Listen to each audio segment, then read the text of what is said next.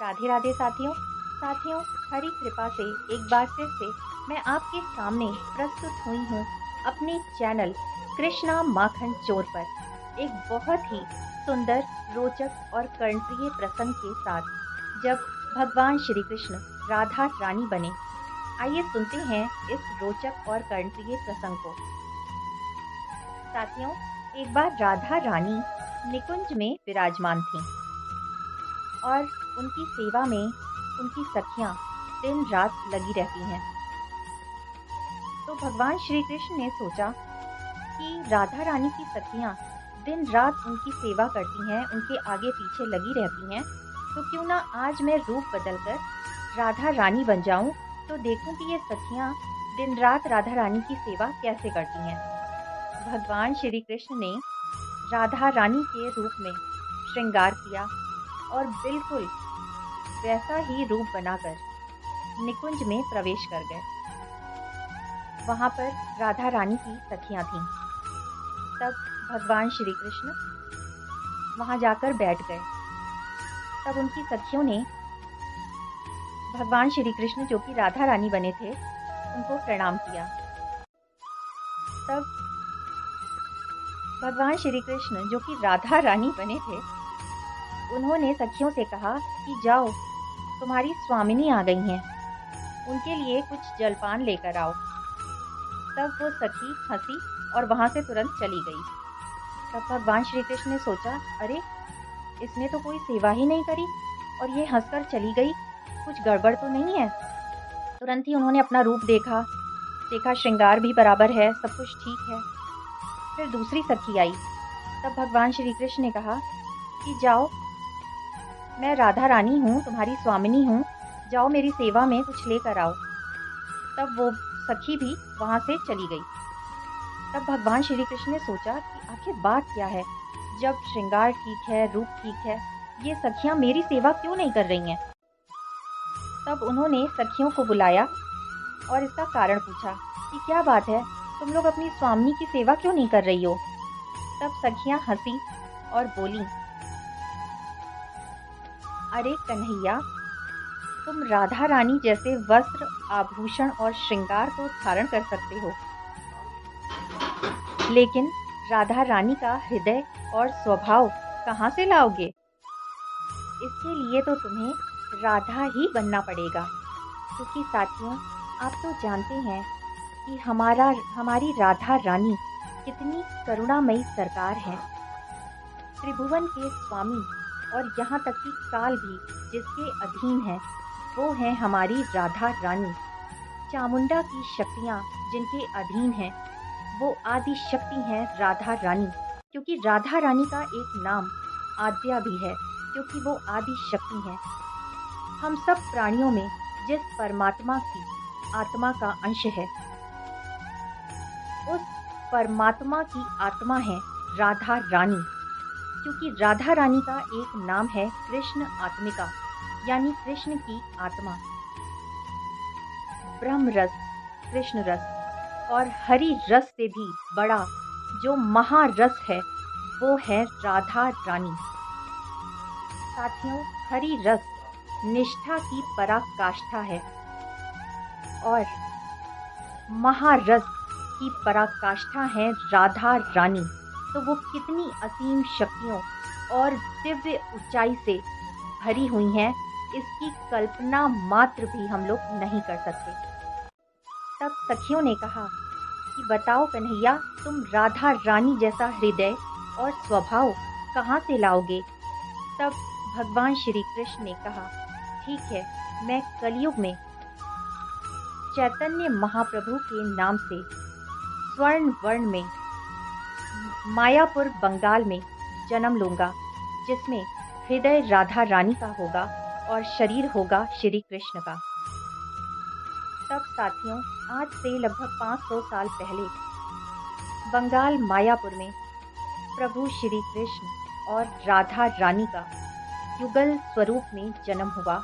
नाम हुआ चैतन्य महाप्रभु, जिसमें हृदय राधा रानी का था और शरीर था स्वर्णमयी भगवान श्री कृष्ण का। तब प्रभु ने हमें सिखाया कि किस तरह भगवत भक्ति में वो भक्त विह्वल हो जाते हैं, तब भगवान को आना पड़ता है। साथियों, राधा रानी हमारे ठाकुर जी की भी ठाकुर हैं। उसी तरह चैतन्य महाप्रभु प्रभु के भी प्रभु हैं, इसीलिए चैतन्य महाप्रभु हैं। चैतन्य महाप्रभु ने अनवरत भक्ति करी। राधा राधा कृष्ण कृष्ण कहते हुए उनका पूरा जीवन बीता। कृष्णमयी कृष्णाकार वातावरण से वो भर जाता था, जहाँ चैतन्य महाप्रभु प्रभु का संकीर्तन करते थे। कहते हैं वो प्रभु मिलन के लिए 18 वर्षों तक अश्रुधारा लगातार बहाते रहे। हा कृष्ण हा राधा का संकीर्तन निरंतर करते रहे, क्योंकि चैतन्य महाप्रभु के माध्यम से प्रभु ने हमें सिखाया कि किस तरह भगवान की भक्ति में तल्लीन रहकर व्यक्ति भगवत प्राप्ति कर लेता है। साथियों, चैतन्य महाप्रभु की भी एक लीला है, उसे भी ध्यान से सुनिए। एक बार चैतन्य महाप्रभु संकीर्तन करते हुए भगवत भक्ति में तल्लीन चले आ रहे थे। उनकी मंडली पीछे थी और वो आगे भगवत भक्ति में तल्लीन होकर भजन गाते हुए बढ़ते जा रहे थे। अचानक उनको बहुत तेज प्यास लगी। एक मट्ठे वाला सर पर मट्ठे का घड़ा लेकर जा रहा था। तब चैतन्य महाप्रभु ने कहा कि तुम्हारे पास कुछ है क्या पीने के लिए? मुझे बहुत तेज प्यास लगी है। तब उस मट्ठे वाले ने सोचा, अरे वाह, बड़ा अच्छा ग्राहक सुबह सुबह मिल गया। अब इसी को सारा मट्ठा पिला दूंगा और यहीं से मोल ले लूँगा। उसने कहा कि हाँ स्वामी जी, मेरे पास मट्ठा है पीने के लिए। तो चैतन्य महाप्रभु ने कहा ठीक है, फिर वो मट्ठा पिला दो। उसने सोचा कि गिलास में या किसी कुल्हड़ में मट्ठा दे दूँ। तब चैतन्य महाप्रभु ने कहा ये घड़ा उतारो, और वो घड़े से ही पूरा मट्ठा पीकर तृप्त हो गए। तब उस मट्ठे वाले ने कहा कि अरे स्वामी जी, इसका कुछ मोल तो देते जाइए। तो वो बोले, मोल? मेरे पास तो कुछ नहीं है, मेरे पास केवल एक ही चीज़ है, हरि बोल हरि बोल। तब मट्ठे वाले ने कहा कि अब मैं इस मट्ठे का मोल कहाँ से लूँगा? तब चैतन्य महाप्रभु ने कहा कि मेरी मंडली पीछे आ रही है, अगर किसी के पास कुछ मोल हो तो तुम ले लेना। उसने कहा ठीक है स्वामी जी, और चैतन्य महाप्रभु आगे बढ़ गए। पीछे उनकी मंडली आई। तब मट्ठे वाले ने कहा कि आपके गुरु स्वामी आगे गए हैं और उन्होंने मेरा मट्ठा पी लिया, तो आप लोग इसका कुछ मोल दे दें। तो उन्होंने भी बोला, हमारे पास तो कोई मोल नहीं है। जिसके गुरु के पास कोई मोल नहीं, तो उसके शिष्यों के पास भी कैसे मोल हो सकता है? तो हमारे पास भी कोई मोल नहीं है। तब उस मट्ठे वाले ने सोचा, चलो कोई बात नहीं, ये संत सेवा ही स्वीकार कर लेता हूँ कि संत की सेवा में ही चला गया आज का मट्ठा। अब वो चला गया और वो भी गाने लगा, हरि बोल हरि बोल हरि बोल हरि बोल करता हुआ आगे बढ़ता गया। उसने देखा और महसूस किया कि जो सर पे रखा खाली मट्ठे का घड़ा था, वो धीरे धीरे भारी होता जा रहा है। उसने सोचा कि ये मट्ठा तो मैंने सारा पिला दिया था, ये इतना भारी कैसे हो गया? सोचा कि अब उतार के देख लेता हूँ कि ये मट्ठे का घड़ा जो कि खाली था, वो इतना भारी क्यों महसूस हो रहा है। उसने जैसे ही घड़ा उतारा, उसने देखा पूरा घड़ा स्वर्ण और हीरे से भर गया है। उसकी आंखों से झरझर अश्रुधारा बहने लगी। उसने मट्ठे का घड़ा जो कि हीरे मोतियों आभूषणों स्वर्ण से भर गया था, उसने वहीं रख दिया और वो चैतन्य महाप्रभु के पीछे पीछे भागने लग गया। पता है क्यों साथियों?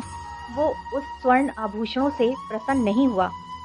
उसने सोचा कि जब इस मिट्टी के घड़े को उस संत महाराज ने छुआ तो ये स्वर्ण और हीरों से भर गया, और अगर उसने उन संत महात्मा ने मेरे इस माटी के शरीर को स्पर्श कर दिया तो ये भी कितना स्वर्ण का और कितना शुद्ध हो जाएगा। इसलिए वो चैतन्य महाप्रभु के पीछे पीछे भागता हुआ गया और बोला, स्वामी जी मुझे भी अपनी शरण में ले लो। फिर वो भी उनकी संकीर्तन मंडली में शामिल हो गया और गाने लगा, हरि बोल हरि बोल हरि बोल। और उसने क्या पाया? उसने भगवत रत्न को पा लिया। उसने भगवत प्राप्ति कर ली। साथियों, ये स्वर्ण आभूषण, हीरे मोती तो यहीं छूट जाने हैं, लेकिन जिसने भगवत भक्ति कर ली, भगवत प्राप्ति कर ली, उसी आत्मा का उस परमात्मा से मिलन होगा। तो साथियों, निरंतर भगवत भक्ति करिए। साथियों, आपको वीडियो कैसा लगा?